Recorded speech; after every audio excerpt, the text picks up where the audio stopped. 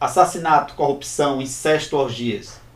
Não estou falando aqui de algum imperador romano, tal qual Nero, Tibério ou Calígula. Não, estou falando de um papa.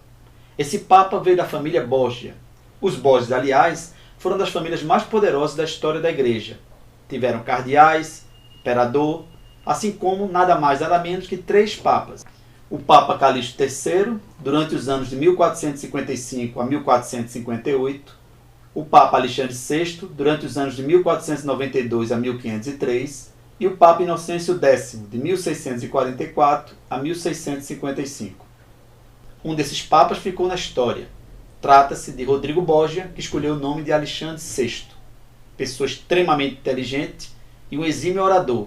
Entretanto, foi considerado pelos historiadores como o pior papa da história.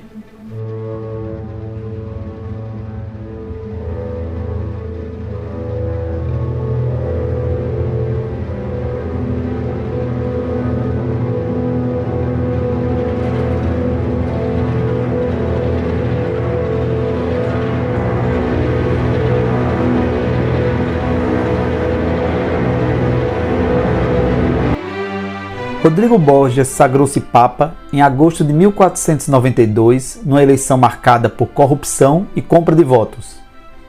Rodrigo ofereceu terras, cargos na igreja e prata para os colegas cardeais. Eleito, escolheu o nome de Alexandre VI, consagrando-se como Papa com amante e filhos reconhecidos. Alexandre VI tentou unificar os feudos italianos sob o comando da igreja. Por causa do seu poder de pontífice, arbitrou a divisão dos recém-descobertos territórios nas Américas entre a Espanha e Portugal. Déspota, teve o seu pontificado marcado pelo nepotismo. Nomeou parentes para cargos importantes, tendo consagrado seu filho César, de apenas 16 anos, cardeal. César, aliás, serviu de inspiração a Maquiavel para escrever o livro O Príncipe. Também procurou favorecer outros filhos. João, casado com a prima do rei de Castela, foi feito duque de Gândia, na Espanha. Jofré, outro filho, casou-se com a neta do rei de Nápoles. Alexandre VI, ao mesmo tempo em que procurava favorecer os seus filhos homens, usou de maneira desumana sua filha Lucrécia para aumentar o seu poder político. É quase certo para os historiadores que o Papa estimulou um relacionamento incestuoso entre Lucrécia e o irmão César. Alexandre achava que isto os tornaria mais unidos. Em 1491, antes de ser sagrado Papa, ofereceu a filha para casar-se com Dom Querubino Juan de Centelles, senhor de Valdaiola, no reino de Valência. Esse contrato foi anulado menos de 2 meses depois, porque Rodrigo agora queria que a filha se unisse a Dom Gaspari Aversa, conde de Procida. Quando Rodrigo se tornou Papa, mudou de ideia novamente quanto ao futuro da filha. Procurando aliar-se com poderosas famílias da Itália, ele forçou um enlace matrimonial com Giovanni Sforza, um membro da Casa de Sforza.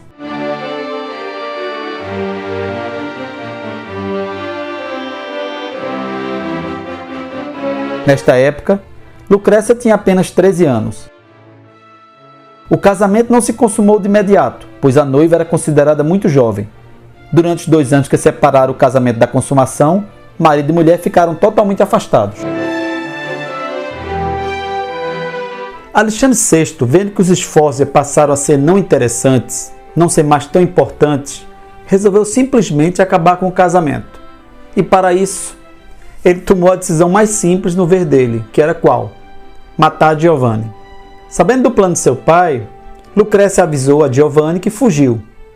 Nesse ínterim, aliás, é bom fazer um pequeno parêntese para a gente falar um pouco sobre Lucrécia Borgia.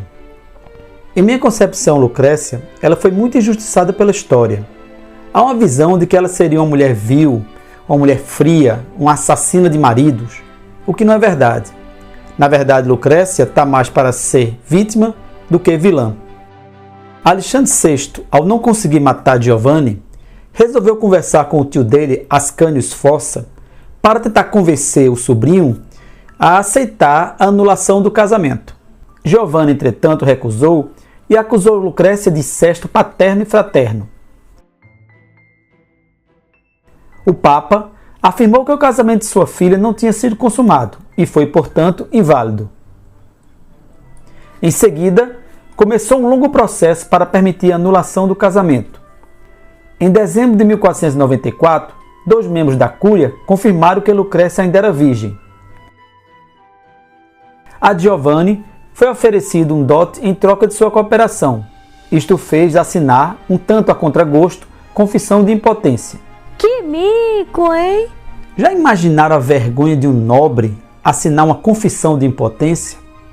Mas nesse caso, Giovanni não tinha muita opção. Ou assinava, ou simplesmente morria. Durante o processo de anulação, Lucrécia ficou enclausurada no convento, mas, mesmo assim, acabou engravidando de um jovem espanhol chamado Pedro, que era criado do Papa Alexandre. César, enciumado, esfaqueou Pedro, mas este conseguiu sobreviver. Pouco depois, entretanto, César acabou conseguindo matá-lo, tendo seu corpo e o de uma empregada doméstica sido encontrados no rio Tibre. A criança acabou sendo reconhecida inicialmente como filho de César e posteriormente do próprio Alexandre VI.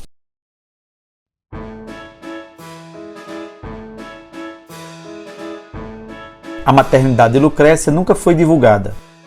Em 1498, por determinação do pai, Lucrécia casa-se de novo, desta vez com Alfonso de Aragão, filho de Alfonso II de Nápoles.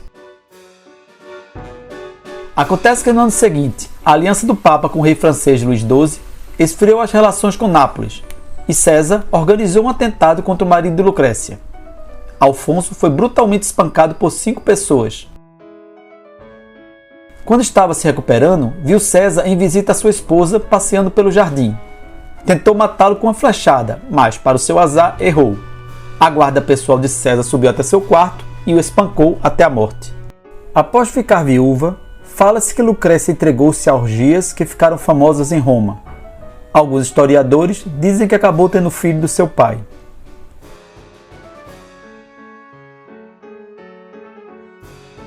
Em 1501, Lucrécia casa-se pela 3ª vez, com Afonso d'Este, senhor de Ferrara. Juntos tiveram 7 filhos. A partir daí, sua vida foi de certa forma tranquila e devotada a obras de caridade. Lucrécia Borgia faleceu em Ferrara, Itália, no dia 24 de junho de 1519. Alexandre VI e César Borgia gostavam de orgias. 2 meses depois de assassinar o segundo marido da irmã, César deu uma festa chamada de o Baile das Castanhas.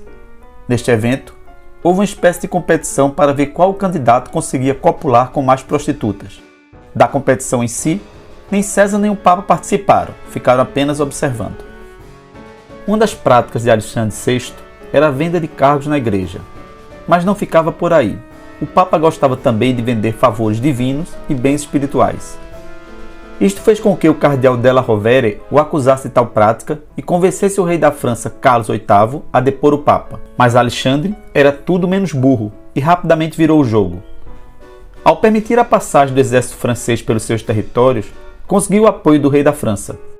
O Papa, entretanto, não era muito fiel a acordos e simplesmente traiu o monarca francês, fazendo um novo acordo agora com o imperador alemão e o governante da Espanha, que estava em guerra com a França. Outro desafeto de Alexandre foi o frei Savonarola, que criticava de maneira contundente o Papa e sua família.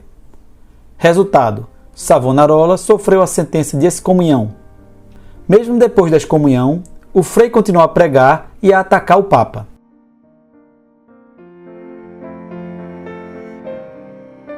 Mas os Borgias não tinham apenas inimigos externos. Eles brigavam entre si. João, o duque de Gandia, foi assassinado a mando de César Borgia. O Papa viu na morte do filho um aviso divino e convocou os cardeais para tentar reformar a igreja, tornando-a mais próxima dos valores cristãos. O pontificado de Alexandre VI foi um exemplo de corrupção papal, o qual serviu de mote para a separação dos protestantes. Não se tem na história um papado tão envolto em corrupção e obscenidades. Alexandre morreu, provavelmente envenenado. Seu funeral foi breve e sem grandes comemorações, tendo sido sepultado com a seguinte epígrafe: aqui jaz Alexandre VI, que foi Papa. O seu túmulo encontra-se na igreja de Santa Maria de Montserrat.